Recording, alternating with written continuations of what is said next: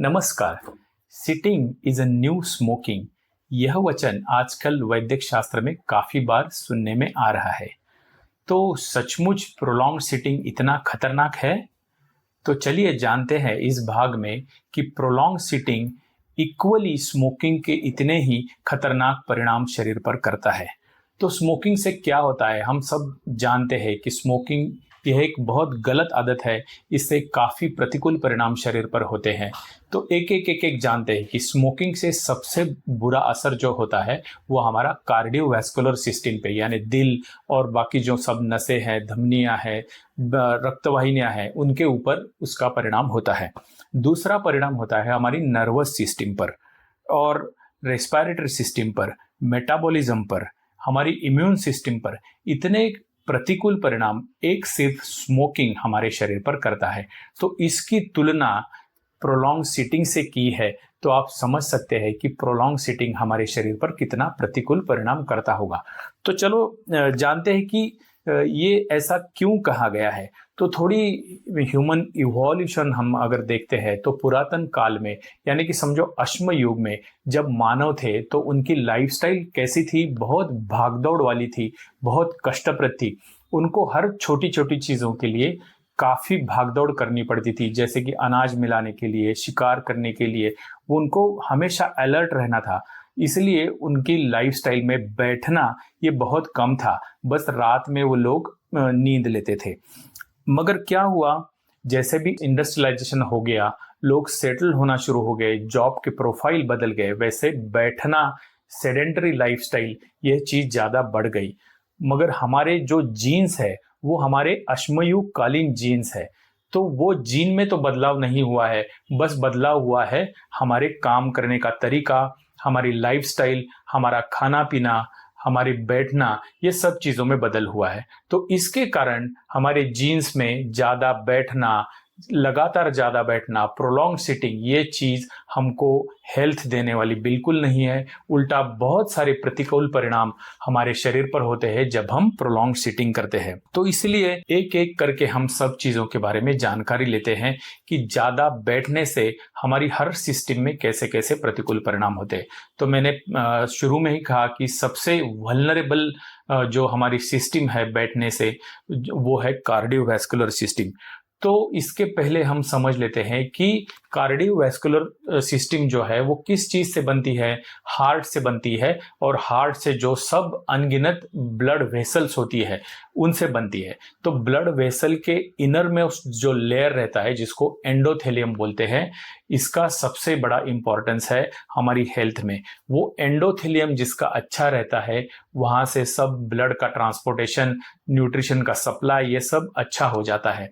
जब हम मूवमेंट में रहते हैं तो हमारा ब्लड जो है वो हमेशा अच्छी तरह से, अच्छी स्पीड से मूव होता रहता है, और इसी से एंडोथेलियम को एक अच्छा सिग्नल जाता है कि सब सिस्टम अच्छी तरह से चल रही है।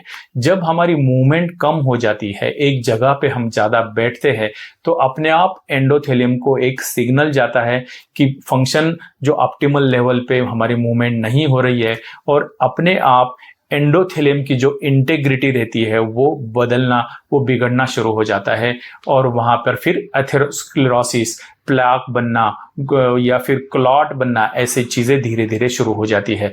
इसका ही परिणाम स्वरूप आगे हार्ट अटैक या ब्रेन स्ट्रोक, ऐसी चीज़ें बन जाती है। और एक चीज़ मैं जाते जाते आपको बताने वाला हूँ कि आजकल के दिनों में इरेक्टाइल डिसफंक्शन, यह जो चीज़ है कि लैंगिक असमर्थता, वो आजकल के जवानों में भी, 30s में, 40s में भी ये सिम्टम दिखने लगा है।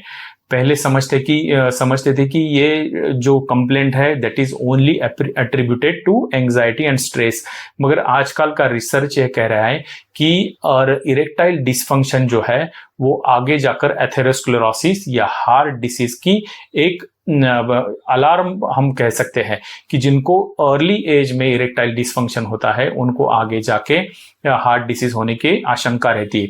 तो ये जो एंडोथेलियम खराब होता है उससे हर ऑर्गन में प्रॉब्लम पैदा हो जाते हैं। तो इसलिए आप समझ लीजिए कि जितना आप बैठते हैं, आप कंफर्टेबल महसूस कर भी रहे हैं, मगर फिर भी आपकी जो नसें हैं, ब्लड वेसल्स है, वो अंदर से खराब होना शुरू हो जाती है। दूसरा है डीप वेनस थ्रोम्बोसिस, डीवीटी कहते हैं। जैसे हम प्रोलॉन्ग सिटिंग करते हैं, खास करके जब हम एयर ट्रैवल करते हैं, तो ये कंप्लेंट बहुत फ्रिक्वेंटली हमको देखने को मिलती है।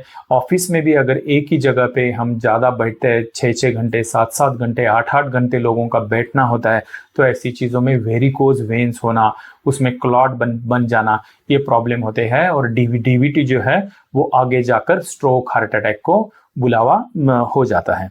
डायबिटीज़, ये तो वर्ल्ड की कैपिटल है भारत, जो हम बताते हैं। ये क्यों होता है कि जैसे हम ज़्यादा बैठते हैं तो इंसुलिन जो है हमारा, उसकी सेंसिटिविटी धीरे धीरे कम हो जाती है, और जैसे जैसे इंसुलिन की सेंसिटिविटी घटती है वैसे डायबिटीज़ के चांसेस बढ़ जाते हैं। तो इसके कारण डायबिटीज़ के चांसेस भी प्रोलॉन्ग सिटिंग से होते हैं, ये आप समझ लीजिए। आपको सब सिर्फ मालूम होगा कि सिर्फ एक जगह पे बैठने से आपका वजन बढ़ेगा, तो ऐसा नहीं है। इसके डाइवर्सिफाइड साइड इफेक्ट शरीर पे हो जाते हैं। एक जगह पे हम बैठते हैं तो कैलोरी का जो कंजम्पशन है वो कम हो जाता है। जैसे हमारी एक्टिविटी कम होती है तो कैलोरी शरीर को कम लगती है, तो जो वो एक्स्ट्रा कैलोरी शरीर पे पड़ी है वो डायरेक्टली हमारे फैट में, कोलेस्ट्रॉल में कन्वर्ट हो जाती है। तो इसके कारण हमारा लिपिड प्रोफाइल सब खराब हो जाता है, एलडीएल बढ़ जाते हैं, ट्राइग्लिसराइड बढ़ जाते हैं, और ये सब आगे जाके हमारी कार्डियक जो हेल्थ है, ब्रेन की जो हेल्थ है, उसको खराब करते हैं। वेट ऑटोमेटिक हमारा बढ़ना शुरू हो जाता है, हमारा मेटाबॉलिज्म स्लो हो जाता है। जितनी हमारी एक्टिविटी कम, उतना हमारा मेटाबॉलिज्म स्लो। मेटाबॉलिज्म स्लो होता है तो हम कितना भी परहेज करते हैं, कम खाते हैं, फिर भी लोग ऐसा बार बार बोलते हैं कि सब खाना जो है वो मानो फैट में ही कन्वर्ट हो रहा है। तो मेटाबॉलिज्म स्लो हो गया तो आपका वजन बढ़ना शुरू हो जाता है, बेली के ऊपर फैट जमना शुरू हो जाता है, सेंट्रल ओबेसिटी यानी हिप्स के ऊपर, वेस्ट के ऊपर, बेली के ऊपर फैट जमना शुरू हो जाता है। और सबसे बड़ा है कि ज़्यादा बैठने से आप कैंसर को भी बुलावा देते हैं।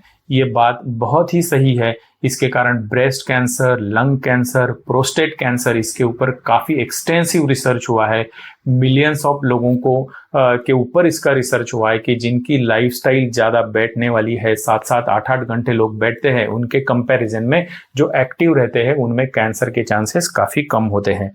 स्पाइन प्रॉब्लम्स, ये भी आजकल बढ़ गए हैं, यानी कि नेक का स्पॉन्डिलोसिस, कमर का स्पॉन्डिलोसिस, लंबर स्पॉन्डिलोसिस, या स्लिप डिस्क होना, उससे आगे साइटिका होना, ये सब चीज़ें बैठने से होती है। जॉइंट के प्रॉब्लम, क्योंकि सी रिएक्टिव प्रोटीन ये एक इन्फ्लेमेटरी मार्कर है, वो बॉडी में हमारा बैठने से बढ़ जाता है। तो सीआरपी बढ़ता है तो ऑटोमेटिकली आर्थराइटिस की एक्टिविटी है वो बॉडी में बढ़ जाती है। माइंड एंड ब्रेन, इसकी हेल्थ के ऊपर भी बैठने से काफ़ी प्रतिकूल परिणाम होते हैं। एंजाइटी, डिप्रेशन, ये सब केसेस जो सेडेंटरी लाइफस्टाइल वाले लोग हैं उनमें बढ़ते हैं। कॉग्निटिव डिफॉर्मिटीज़ होती है, मेमोरी रिटेंशन में प्रॉब्लम हो जाते हैं, या फिर स्लीप पैटर्न जो है वो भी बिगड़ जाता है जो लोग ज़्यादा बैठते हैं। इसलिए हमेशा एक्टिव रहना ये आपके आरोग्य के लिए सबसे इम्पोर्टेंट है। तो अभी तो मैं क्या समझता हूँ कि आप समझ गए होंगे कि इसकी तुलना स्मोकिंग से क्यों की गई है।